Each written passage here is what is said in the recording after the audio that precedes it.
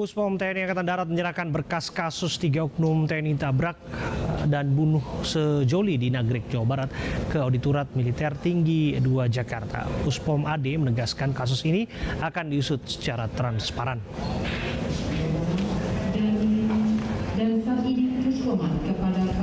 Selain menyerahkan berkas, Puspom AD juga menyerahkan 3 oknum TNI yang menjadi tersangka. Mereka adalah Kolonel Infantri Priyanto, Kopral 2 Dwi Andoko, dan Kopral 2 Ahmad Soleh. Proses penanganan tindak pidana sudah selesai di tingkat penyidikan dan akan langsung ditangani Auditorat Militer, mengingat tersangka merupakan seorang perwira menengah berpangkat kolonel. Mulai dari awal kejadian sampai dengan selesai, tentunya kami dari jajaran Puspom TNI sangat apresiasi dengan kerja keras secara maraton menuntaskan kasus ini secara terbuka, transparan terhadap publik.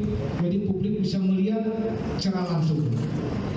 3 tersangka yang merupakan oknum TNI terancam pidana seumur hidup dan dikenakan pasal berlapis terkait dengan Undang-Undang Lalu Lintas dan pasal 340 KUHP karena secara sengaja menghilangkan nyawa orang lain. Bareskrim Polri memeriksa 5 saksi terkait kasus dugaan ujaran kebencian mantan politisi Partai Demokrat Ferdinand Huta Hayan. Sejauh ini polisi belum membuka identitas siapa saja saksi yang diperiksa. Pemeriksaan Bareskrim untuk memastikan ada atau tidaknya unsur pidana di tulisan Ferdinand berdasarkan laporan Ketua Umum KNPI Haris Pratama. Ferdinand sudah mengklarifikasi tulisan di Twitter tidak menyasar kelompok, orang, ataupun agama tertentu. Tulisan hanya dialog imajiner antara pikiran dan hatinya karena sedang banyak beban.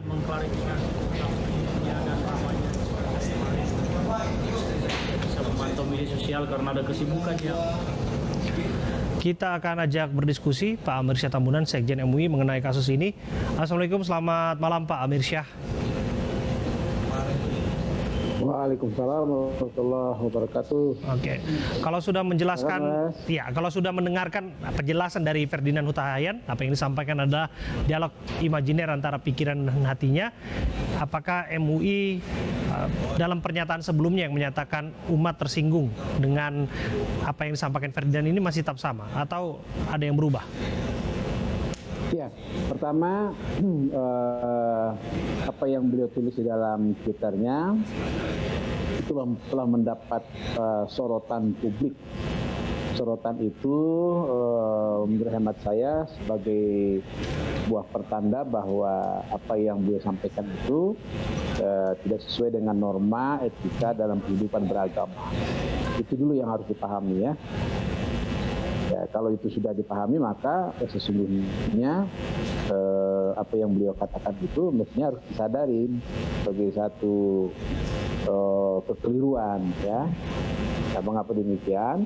Karena kalau sudah bicara Tuhan dalam konteks universal itu Tuhan semua agama.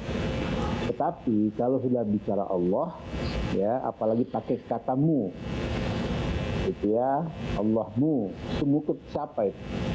Itu kan sebuah dalam bahasa Indonesia kan ada subjek, predikat, objek ya. Sebuah tata bahasa itu merupakan subjek kepada siapa? Karena beliau di satu sisi berbeda agama dengan yang dia maksud kepada mu itu. Jadi itu juga sudah diklarifikasi oleh agama tertentu, bukan merupakan perwakilan dari kelompok agama tertentu. Jadi ini merupakan tanggung jawab beliau secara pribadi. Karena itu, karena ini merupakan tanggung jawab beliau, maka beliau harus bertanggungjawabkan kata-kata itu. Sebentar Pak Amir Syah. Ketika dia mengatakan Allahmu ya lemah tidak perlu dibela. Sampai di sana, bagian mana yang dirasa menyakitkan? Bagian mana yang dirasa menyasar secara spesifik terhadap umat? Kalau kita bacakan tulisan itu, terus terang itu kan subjeknya kan memang tidak ada itu agama tertentu. Ya, kata-kata Allah itu kan konsep tauhid, konsep beragama di agama tertentu. Masa tidak paham sih? Apa yang dimaksud dengan Allah itu? Coba saya mau tanya sekarang. Kalau bukan agama tertentu. Oke. Nah, kenapa itu disebut? Ya. Nah, oleh karena itu beliau meskipun sudah mengklarifikasi bahkan minta maaf, ya, bahkan minta maaf, maka tidak cukup. Jadi harus dengan segala hormat saya Pak Amir Syah, ada juga termasuk umat Nasrani juga menggunakan bahasa Allah juga kerap juga digunakan. Tapi begini, saya nggak mau lebih dalam mengenai ini Pak Amir Syah. Tapi yang saya ingin dalami dari Anda adalah kalau dia berkelit bahwa ini adalah dialog imajiner antara hati dan pikirannya, menurut Anda apakah permintaan maaf yang disampaikan kepada siapapun yang merasa tersinggung ini dirasa belum cukup? Ya, tidak cukup. Jadi beliau harus bertanggungjawabkan di ranah hukum apa yang beliau maksud gitu. Karena itu ada dua konsekuensi. Ketika diksi kata Allah yang dia maksud juga Allah, itu beda itu. Apalagi dikontekstualisasikan kepada sebuah pemahaman keyakinan agama tertentu. Jadi maksud saya begini, jangan disederhanakan persoalan ini ya. Jadi mensederhanakan persoalan ini adalah bentuk simplifikasi yang menurut saya tidak menyelesaikan persoalan. Satu, yang kedua, beliau sendiri sudah berkali-kali memberikan ujaran yang memang kontroversi dan kontraversi. Jadi saya berkali-kali mengatakan beragama itu sesungguhnya mewujudkan tata etika kehidupan bermasyarakat, berbangsa, bernegara yang aman dan damai. Karena ada dua aspek menurut saya ya, ada aspek internum. Antum paham yang saya maksud internum ya? Internum itu adalah aspek internal kehidupan beragama yang masing-masing agama itu punya konsep, punya diksi yang harus dipelihara. Tidak bisa secara serampangan kita menggunakan itu. Dan dalam konteks Islam yang dimaksud dengan Allah itu maha kuat, maha kuasa, maha mengetahui dan maha segalanya. Nah, karena ketika dibuat kata-kata lemah itu menjadi persoalan. Ya, kalau tidak ada kata lemah, bagi saya tidak ada persoalan. Karena orang beragama itu memang ingin berlindung kepada Tuhan yang maha kuat, yang maha sempurna. Itu bukan sebaliknya. Nah, oleh karena itulah biarlah proses hukum yang memberikan satu proses yang secara prosedural dan substansial berproses demikian. Jadi kita tidak usah membuat satu pernyataan-pernyataan yang kemudian membuat semakin sumir ya, apalagi ini wilayah publik yang harus ada aturan-aturan hukum. Banyak undang-undang yang bisa kita gunakan itu ada.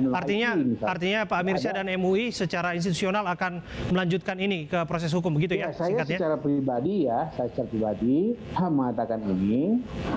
Mengapa? Karena adapun sikap kelembagaan MUI ini akan menjadi bahan perbincangan dalam pertemuan-pertemuan berikutnya. Sehingga dengan demikian, apa yang sudah menjadi wilayah publik bergulir sedemikian, biarlah ini menjadi ranah publik yang kita ingin memberikan respon yang secara profesional ya, dan proporsional, sehingga ini tidak menimbulkan kegaduhan. Begitu, Mas. Ya, terima kasih Pak Amir Syah. Saya mau menjelaskan satu hal, bahwa kami tidak bisa menghadirkan Ferdinand karena satu dan lain hal. Makanya kami harus menghadirkan pandangan yang berbeda dalam perspektif dialog ini, menjadi tanggung jawab kami untuk keberimbangan dalam satu informasi sebagai seorang jurnalis. Terima kasih Pak Amir Syah Lamunan. Ya, terima kasih.